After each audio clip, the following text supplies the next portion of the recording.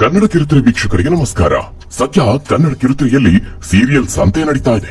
ಸಾಲು ಸಾಲು ಹೊಸ ಧಾರಾವಾಹಿಗಳು ಕಿರುತೆರೆಗೆ ಎಂಟ್ರಿ ಕೊಟ್ಟು ಅಪ್ಪಳಿಸ್ತಾ ಇದೆ. ಹೊಸ ಪ್ರತಿಭೆಗಳ ಅನಾವರಣದ ಜೊತೆಗೆ ಹಳೆ ಧಾರಾವಾಹಿಗಳಲ್ಲಿ ಮಿಂಚಿ ಕಣ್ಮರೆಯಾಗಿದ್ದ ನಟ ನಟಿಯರು ಭರ್ಜರಿಯಾಗಿ ಕಿರುತೆರೆಗೆ ಮತ್ತೆ ರೀಎಂಟ್ರಿ ಕೊಡ್ತಿದ್ದಾರೆ. ವಿಭಿನ್ನ ಕಥೆ, ವಿಭಿನ್ನ ಪಾತ್ರದ ಮೂಲಕ ಧಾರಾವಾಹಿ ಪ್ರಿಯರ ಮನಸ್ಸು ಗೆಲ್ಲೋದಕ್ಕೆ ಮುಂದಾಗಿದ್ದಾರೆ.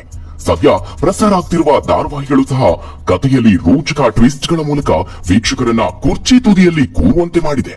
ಆದ್ರೆ ವೀಕ್ಷಕರೇ, ಹೊಸ ಧಾರಾವಾಹಿ ಬರ್ತಿದೆ ಅಂದ್ರೆ ಪ್ರಸಾರ ಆಗ್ತಿರುವ ಯಾವುದೋ ಒಂದು ಧಾರಾವಾಹಿ ಅಂತ್ಯ ಕಾಣಲೇಬೇಕಲ್ವಾ? ಹೊಸ ಧಾರಾವಾಹಿಗೆ ಜಾಗ ಕೊಡೋದಕ್ಕೆ ಪ್ರಸಾರ ಆಗ್ತಿರುವ ಧಾರಾವಾಹಿ ಗಂಟು ಮುಟ್ಟೆ ಕಟ್ಟಬೇಕು. ಇದೀಗ ಧಾರಾವಾಹಿ ವೀಕ್ಷಕರಿಗೆ ಕಹಿ ಸುದ್ದಿ ಅಂತಾನೆ ಹೇಳಬಹುದು. ಭರ್ಜರಿಯಾಗಿ ಕಿರುತೆರೆಗೆ ಎಂಟ್ರಿ ಕೊಡ್ತಿರೋ ಹೊಸ ಧಾರಾವಾಹಿಗಾಗಿ ವೀಕ್ಷಕರ ನೆಚ್ಚಿನ ಖ್ಯಾತ ಧಾರಾವಾಹಿಯನ್ನೇ ಅಂತ್ಯಗೊಳಿಸಲಾಗ್ತಾ ಇದೆ. ಅಂತ್ಯ ಕಾಣ್ತಿರೋದು ಟಿಆರ್ಪಿ ಇಲ್ಲದ ಯಾವುದೋ ಧಾರಾವಾಹಿ ಏನಲ್ಲ. ವೀಕ್ಷಕರ ಮನ ಗೆದ್ದಿರುವ ಟಿಆರ್ಪಿ ಕಿಂಗ್ ಆಗಿದ್ದ ಧಾರಾವಾಹಿ ಈಗ ವೀಕ್ಷಕರಿಗೆ ಗುಡ್ ಬೈ ಹೇಳೋದಕ್ಕೆ ಸಿದ್ಧವಾಗಿದೆ. ಹಾಗಾದ್ರೆ ಮುಗಿಯುತ್ತಿರುವ ಆ ಖ್ಯಾತ ಧಾರಾವಾಹಿ ಯಾವುದು? ಆ ಜಾಗವನ್ನ ಆಕ್ರಮಿಸಿಕೊಳ್ಳುತ್ತಿರುವ, ಭರ್ಜರಿಯಾಗಿ ಎಂಟ್ರಿ ಕೊಡ್ತಿರುವ ಆ ಹೊಸ ಧಾರಾವಾಹಿ ಯಾವುದು? ಆ ಹೊಸ ಧಾರಾವಾಹಿಯಲ್ಲಿ ಯಾರೆಲ್ಲ ಕಾಣಿಸಿಕೊಳ್ತಿದ್ದಾರೆ? ಆ ಎಲ್ಲದರ ಬಗ್ಗೆ ಮಾಹಿತಿಯನ್ನ ಈ ವಿಡಿಯೋದಲ್ಲಿ ನೋಡೋಣ. ಅದಕ್ಕೂ ಮುನ್ನ ವೀಕ್ಷಕರೇ, ನೀವು ಸಹ ಪ್ರತಿನಿತ್ಯ ಒಂದಲ್ಲ ಒಂದು ಧಾರಾವಾಹಿಯನ್ನ ಮಿಸ್ ಮಾಡದೆ ನೋಡೋದಾದ್ರೆ ತಪ್ಪದೇ ಈ ವಿಡಿಯೋವನ್ನ ಲೈಕ್ ಮಾಡುವ ಮೂಲಕವಾಗಿ ತಿಳಿಸಿ. ಹಾಗೆ ನಿಮ್ಮ ಫೇವರೇಟ್ ಧಾರಾವಾಹಿ ಯಾವುದು? ತಪ್ಪದೇ ಕಮೆಂಟ್ ಮಾಡಿ. ವೀಕ್ಷಕರೇ, ಅಂತ್ಯವಾಗ್ತಿರೋದು ಅಂತಿಂಥ ಧಾರಾವಾಹಿ ಅಲ್ಲ, ನೂರಾರು ಎಪಿಸೋಡ್ಗಳನ್ನ ಪ್ರಸಾರ ಕಂಡಿರುವ ಧಾರಾವಾಹಿ.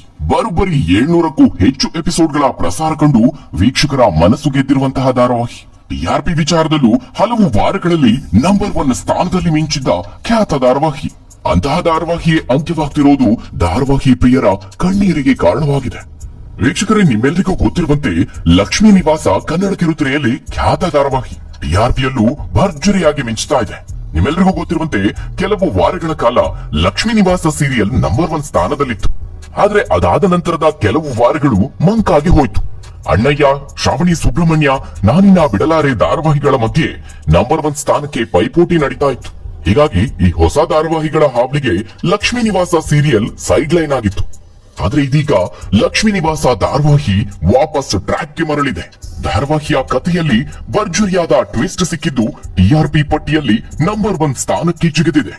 ನಂಬರ್ 2ರ ಸ್ಥಾನದಲ್ಲಿ ಶ್ರಾವಣಿ ಸುಬ್ರಹ್ಮಣ್ಯ ಇದ್ರೆ ನಂಬರ್ 3ರ ಸ್ಥಾನದಲ್ಲಿ ನಾನಿನ ಬಿಡಲಾರೆ ಧಾರಾವಾಹಿ ಇದೆ.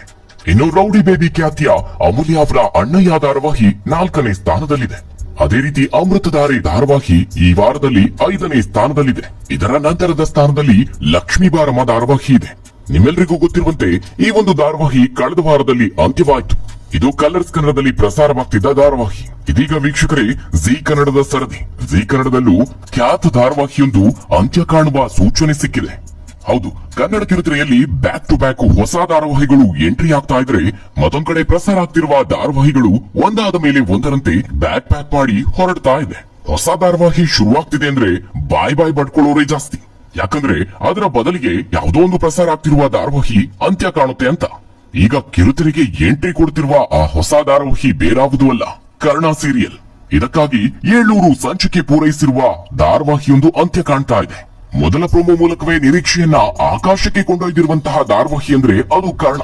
ಇದರ ಪ್ರೋಮೋ ರಿಲೀಸ್ ಆದ ಬಳಿಕ ಜಿ ಕನ್ನಡದ ಯಾವ ಸೀರಿಯಲ್ ಅಂತ್ಯ ಆಗ್ತಿದೆ ಅನ್ನೋ ಕುತೂಹಲ ವೀಕ್ಷಕರಲ್ಲಿದೆ. ಕಿರುತೆರೆ ವಲಯದ ಕೆಲ ಮೂಲಗಳ ಪ್ರಕಾರ ಪ್ರಮುಖ ಸೀರಿಯಲ್ ಒಂದು ಇನ್ನೇನು ಮುಂದಿನ ತಿಂಗಳಲ್ಲಿ ಅಂತ್ಯ ಕಾಣಲಿದೆ ಎನ್ನಲಾಗ್ತಾ ಇದೆ. ಮತ್ತೊಂದ್ ಕಡೆ ಒಂದಷ್ಟು ವೀಕ್ಷಕರು ಹೊಸ ಧಾರಾವಾಹಿ ಬರ್ತಿದೆ ಅಂತ ಪುಳಕಗೊಂಡಿದ್ದಾರೆ.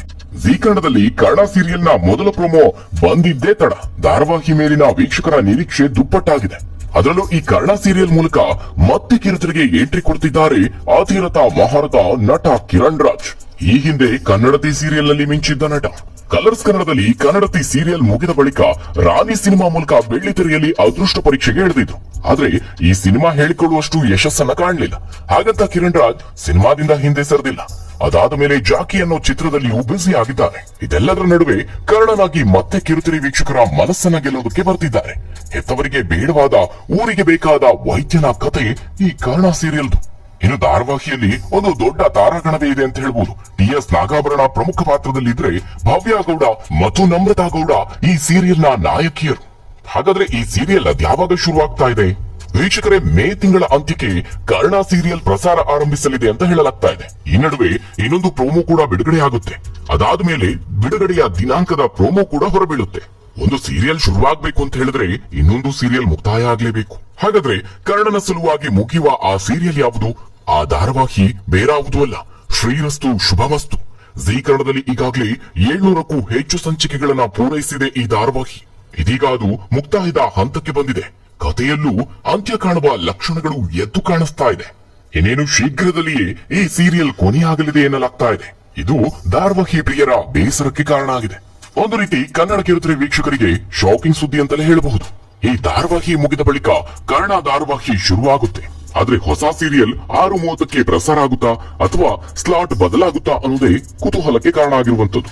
ಹಾಗಾದ್ರೆ ವೀಕ್ಷಕರೇ, ಈ ಹೊಸ ಧಾರಾವಾಹಿಯ ಎಂಟ್ರಿ ಬಗ್ಗೆ ನೀವೇನಂತೀರಾ?